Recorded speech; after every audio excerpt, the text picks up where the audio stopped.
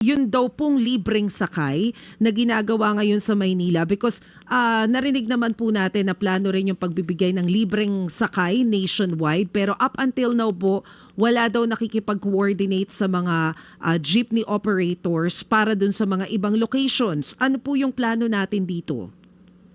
Opo, alinsunod din po sa utos din po ni Secretary Banoy po. Kami po sa LTFRB, pina-finalize na po namin ngayon yung mga ruta po, mga ruta na pag-iimplementahan ng libreng sakay, taking into considerations po yung budget na nakaalat po para dito.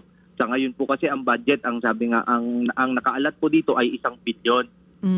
So tinitignan po natin yung high density para po sa mauna yung mga high density routes.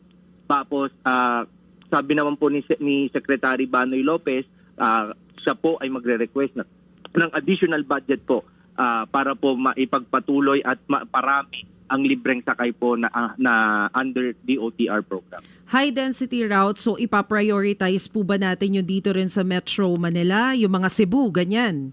Yung mga matatao? Yes po. Oo. Yes po, yung yes po. Go ahead, sir. Yes po. Yung pong mga malalaking daan tulad ng Commonwealth, Marcos Highway, QAV, Zapote Road, Rizal Avenue, yan po, tinitignan po natin yung mga nagbumabiyahe po dyan.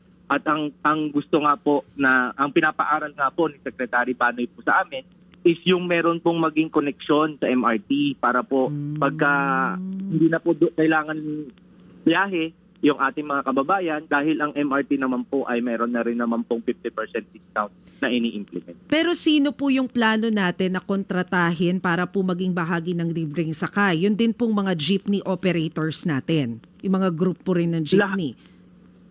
Lahat po naman ay kino-consider po, Ma'am Maricel. Ayun na nga lang po, dahil sa limited budget as of now, tinitignan po natin kung saan po natin uunahin na high density po. And how soon natin planong simulan ito pong libreng sakay nationwide? As early as next week po, after Holy Week po, mapafinalize na naman po namin yung ruta. We will submit it to DOTR, then we will immediately implement. Ang sabi naman po ni Secretary Banoy, we will immediately implement after Holy Week. I understand, pina-finalize pa po natin yung guidelines, but at least may idea na po ba tayo kung like how much yung pwedeng makuha ng per unit o per driver dito po sa libreng sakay? Kasi yung sa Manila, 3,000 pesos a day. Although alam natin, maliit pa rin yun.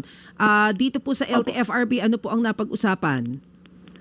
Yun din po, isa rin po yan sa pina-finalize, Ma'am Maricel. Kasi dati po, kung matatandaan nyo, dati naman pong may libreng sakay ang DOTR LTFRB at ang pinabayad nga po sa mga operators doon ay per kilometer po. I think kung jeep ka, nasa 50 plus po, tapos pag bus, 87. Tinitignan po natin, mukhang hindi na po kasi magiging tapat yun sa taas po ng gasolina. Kaya tinireview po natin ano po yung amount na pwede na ibabayad po natin sa mga kakasama sa programa na hindi naman po sila talo. Pero ito pong libreng sakay na binubuo ng DOTR, ng LTFRB, bukod pa po ito dun sa nabanggit ni Presidente na Love Bus. Opo, kasama na rin po yun. Yun po yung mga yun naman po, tuloy-tuloy na programa naman po kasi ng ating presidente po yung Love Bus. So, idadagdagan lang po natin ng mga ruta po yun. Pero wala akong nakikitang Love Bus. Dito ba rin, meron? Ilang units ba ang Love Bus? Meron po tayo sa yung I think Valenzuela, ikot po siya, papunta ng DSWD sa May Batasan. Meron din po tayo sa Cebu.